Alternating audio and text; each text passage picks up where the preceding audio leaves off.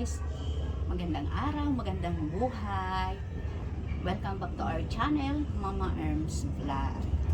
Alam nyo po ba na ang Dracena ay sinasabi na isa sa pinaka-lucky plant ngayong 2025.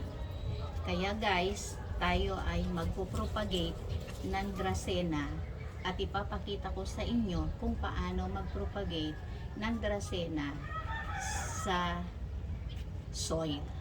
Ang gamit kong soil ay pinaghalo lang na compost, rice hull, and garden soil. At ito, ang pagkakaputol natin ay pa-slant para yung ugat niya ay dito tutubo sa gilid. At lalagyan natin ng rotting hormone. Ang gamit ko ay aloe vera dahil ito yung available ko at marami kong aloe vera, so ito yung gagamitin kong rotting hormone nitong ating Dracena. Maraming rotting hormone pero ang gagamitin natin ay itong aloe vera dahil ito yung available natin.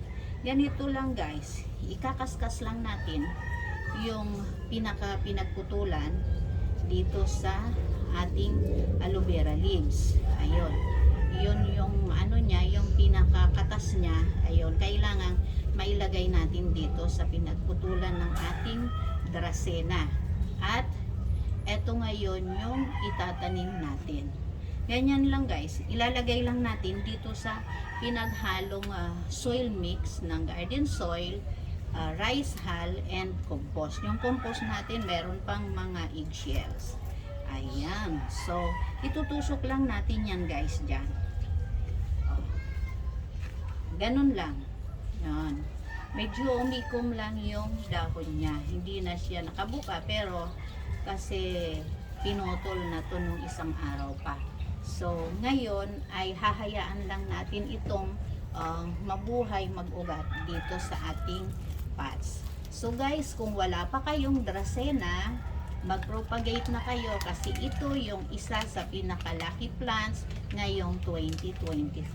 Ganun lang yung pag-propagate guys. Thank you for watching. Bye! I heart you. God bless us all.